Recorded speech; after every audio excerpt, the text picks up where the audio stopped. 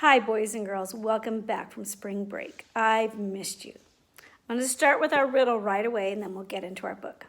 The riddle is, what kind of rock tastes better? A rock from Earth or a rock from the moon? Think about it. Today, I'm going to read you a book called Ricky, the Rock That Couldn't Roll. It's by Jay Militsky and Aaron Wozniak. It's kind of a fun one. The reason I chose this book is because I received some sad news when we were on break. The news is that we're not going to be able to go back to school the rest of the year. We're going to have to do it online like this. And it makes me really sad because I miss you. Now, this book isn't about being sad, but it's about getting through hard things. Get it? A rock. So I thought it'd be appropriate because we're going to persevere together and we'll get through this. Ricky, the Rock That Couldn't Roll.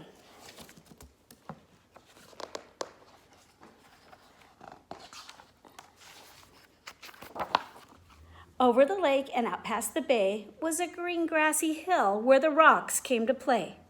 They would race to the top to take in the view, then roll their way down the way rocks love to do. Look how much fun the rocks are having. I love illustrations of their happy faces. Do you notice what it's doing? Do you notice what the words are doing?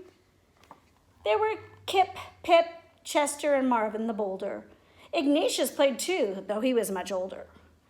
And the group called the Pebbles never sat still, zigzagging their way up and over the hill.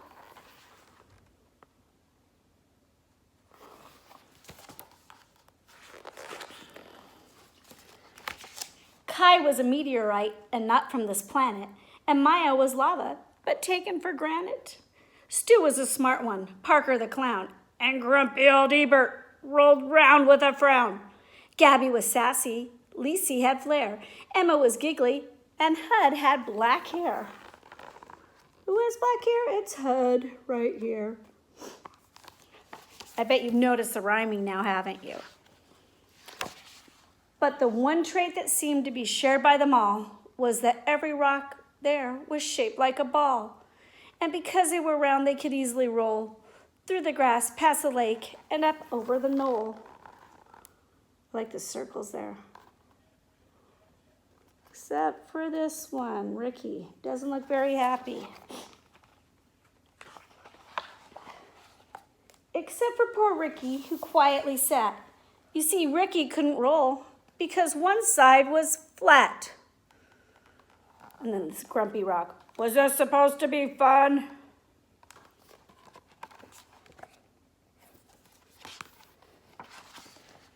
His friends didn't get it. Come roll, they would chant. Ricky tried, but replied, I'm sorry, I can't.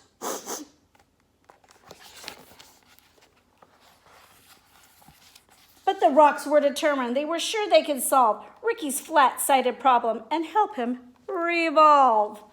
So Marvin the Boulder with his impressive physique carried Ricky all the way to the hill's grassy peak.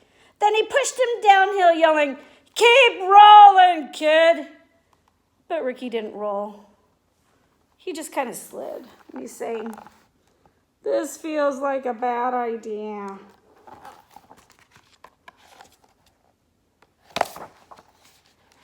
Well, the rocks weren't done, not by a mile. Surely this next trick would get Rick to smile. They stuck rubber balls all over Rick, using big gobs of glue to get them to stick.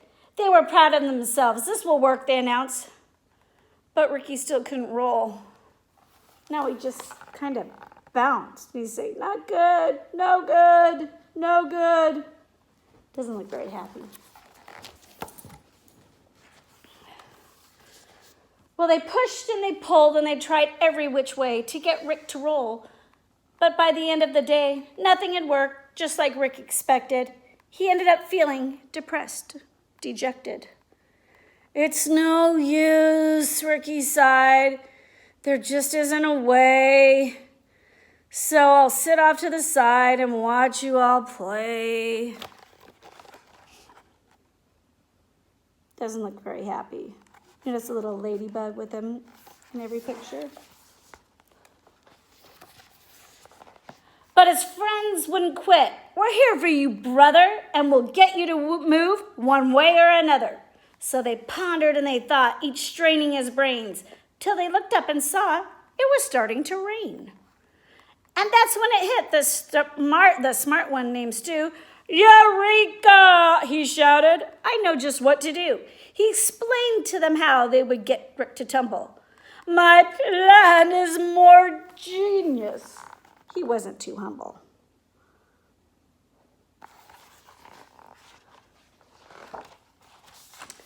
So they carried our hero down the road about a mile to the lake where they gathered up mud they could pile. On the flat side of Rick, they created a mound that they shaped, smoothed, and sculpted until it was round. Then after the rain, with the sun in the sky, they left him to bake till the mud was all dry. They gathered up vines and one colorful feather that they wrapped all round Rick to keep it together. Does anyone have a towel? I like the way he has the feather. Is his face happier now? I think it is.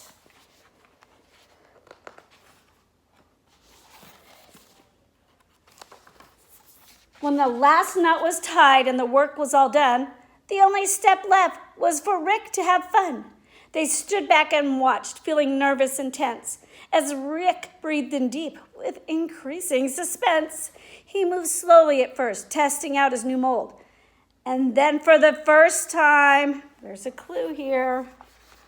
What rhymes with how it would, the mold? What would rhyme with mold that they want Rick to do? I like his colorful feather. Ricky the Rock rolled. Is that a happy face there? So Bria, the ladybug, who'd been there from the start, felt a surge of pure joy swell up in her heart. She thought as she watched her friends play on the hill that there's always a way if there's also a will. And she said to herself as Ricky rolled down the slope, when you're surrounded by love, you always have hope.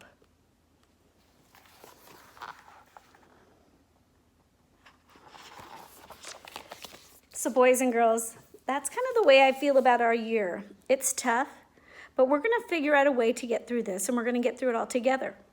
We're going to do videos, we're going to do chats so I can see you, and we can see each other too. Now, the answer to that riddle. Which kind of rock tastes better, an earth rock or a moon rock? A moon rock, of course. Why? Because it's meatier. Get it? A meteor? I miss you, and I'll see you tomorrow. Tomorrow is wear a hat to Storytime Day. I'm going to wear a hat. I want to see if you can wear a hat too. Bye. Welcome back, boys and girls. We're going to do some science with rocks. Rocks are a fun thing. I know so many of you love to collect them. So right now, if you have a chance, take your parents, go on a nature walk, see what kind of rocks you can find. I'll wait right here while you do that. If you already have some rocks collected, go get them. We're going to see what we can do with rocks. I'll wait. Okay, boys and girls, I'm back with my collection. Now, I'll admit I had a lot of these in my house because I love rocks. You want to see my collection? Okay.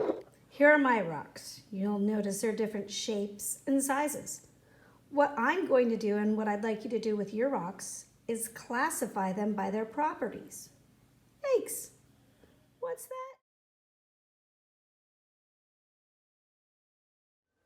that? Now you might ask yourself, how do I classify rocks? Well, you just put them in groups by how you think they're the same or similar.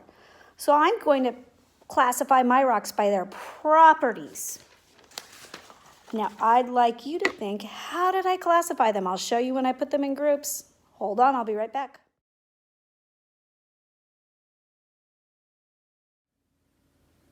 Okay, I classified these rocks. How do you think I classified them? Look at them carefully. There's one group, another group. I have 4 different groups. You guessed it. I classified them by color. This group is kind of white, gray. This is multicolored, and this one's kind of reddish or dark red, kind of a brick color. What's another way to classify them? This time I just have two groups. Can you tell how I classified them? That's right, by their shape. These ones are rounded edges. These ones are not. They're mostly jagged or sharp edges. I'm going to classify them again by their properties. Once again, I have them in two different groups. How do you think I classified them this time? Oops. I classified them by size. Ooh. Smaller rocks over here, larger rocks over here. Can you think of other ways to classify rocks by their properties? I can think of a few other, maybe by weight or their purpose. Anyways, it's a fun activity to do. There's also one other fun activity I like to do with rocks, and that's decorate them. When I was younger, we used to have pet rocks. It's when we couldn't have any pets. Now this rock I took out of my yard, and I used some other stuff from my yard and some from my craft area. It's kind of an alien rock. I used some petals. I was eating a pretzel, it's its nose, some grass for its lips, blue hair, some antenna. You know what? I might leave it outside my classroom and maybe someone can find it. I'll let you know if I do. Another rock thing I like to do with rocks is draw on them. Now this one has a secret message. What do you think it means? Well, this is an eye. What do you think these two things are? This isn't called a sheep. It's a female sheep, and there's a special name for it. I'll give you a minute to think about it. What's my secret message? Well, did you guess my secret message? The I is right here. It's not spelled like an I, though. It's just a letter I, which is me. Heart means love, and what do we call a female sheep? A U, E-W-E. Yep, it sounds like Y-O-U, but it's spelled E-W-E. I love you. Don't ever forget that. And also don't ever forget, I miss you. I'll see you tomorrow. Bye-bye.